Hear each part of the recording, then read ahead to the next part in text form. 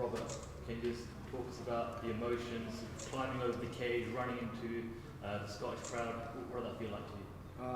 It was emotional in there, emotional going out. I usually keep myself calm and just switch off. Coach told me to embrace the moment, enjoy it with the people and out there. And the hairs on the back of my neck stood up, and even your hair would have stood in, and as soon as the shot landed and I knocked him out, it was like, think about pausing something, then hit fast forward. Just surreal. Felt overcome with emotion, I just wanted out of there, and unfortunately there was a cage in front of me. And jumped over the cage and just tried to get away from everybody, but it didn't get very far. So that was another bit of chocolate. From the moment that UFC announced this card, from the moment you knew that you were fighting on it, the promotion, what's this whole UFC Glasgow experience been like for you? Oh, amazing, but it could always be better. Scotland a wee bit behind in the MMA scene. It's not as big as you've seen the guys in Ireland. You know what happens when a country gets behind their fighters and embrace it, And all of our fighters are putting everything in it, want the community and the media back home to put the same into it, and hopefully it kicks off the same as Ireland, because there's another small country in town. That's the way I see it, and the both of us going forward in Europe, we're a force to be reckoned with. We might be small, but we can fight. Were you happy to be the first Scottish guy at Flower Scotland, the place was on its feet? Oh, of course. UFC Dublin was pretty special last year, but as an Irishman now, I had goosebumps listening to that. You did? Coming in. Thank you very much, that's good to come for you.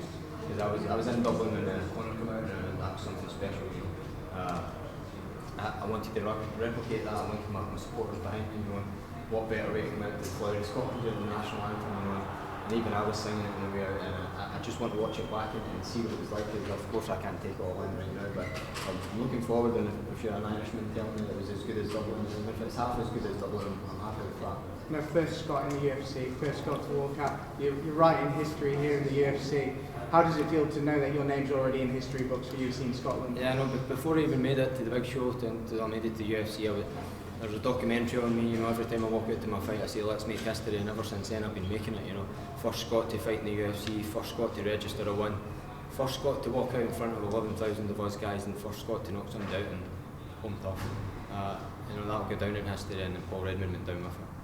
With a lot of eyes that has been on Irish fighters, was there any pressure going in fighting an Irish guy in your hometown?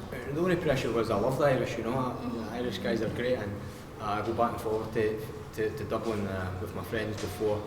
It's good times over there, the people are nice, they're much like Scottish, and that's the only thing I didn't like is the UFC put two countries together that are so close, brothers and sisters, the way I look at it. I would have rather much had something from America, It's just unfortunate I got an Irish guy and I had to take him out, it was just business in there, but hopefully I can buy Paul a pint of Guinness when he gets better, Did he do everything that you expected he would do in there? Yeah, he came forward. I actually thought he would push the pressure a little bit much more, because all the fights I've watched, he's came forward, and he had a fight in Sweden in short notice. You can't take anything away from that, but if you watch his fights before that, puts a lot of pressure on guys, and more aggressive, and as soon as I started fainting, and I had to crack him early, because as soon as I hit guys, they feel the power, and that kind of settles them down a little bit, so I knew I had to hit him early to get the respect, and as soon as I did that, he started going in the back foot a little bit more, He's a natural 155 and he dropped down to 145, it was a terrible weight cut. I knew it would have been tough for him to get to that weight and try to sustain that for 15 minutes. I know it was going to be tough for him. When you're cutting that much weight, you're taking that much fluid out of the body, the fluid comes from the brain everywhere, I knew as soon as I cracked him, he wouldn't have the same staying power as he did at 155. So that's why I wanted to get my hands on him early and let him know. My coaches wanted me to stay in the move more, make it a technical fight, but I was in there in front of my home crowd. I just wanted to plant my feet and hit him hard, It seems you were pretty keen for the exchanges as well. About a minute before the finish, it seemed like he caught you with one that put you back on a foot against the cage. You were circling around for a minute. It seemed like if you were hurt, you were hiding it very well. You were creating good distance.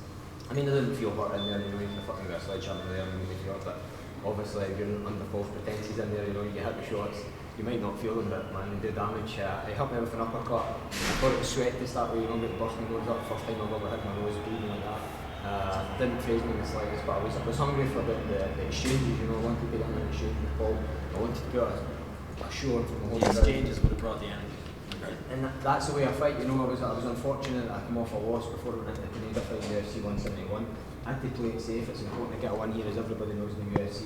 And I'm just happy to be back to the way I like to fight, putting a scrap on is the way I like to look at it.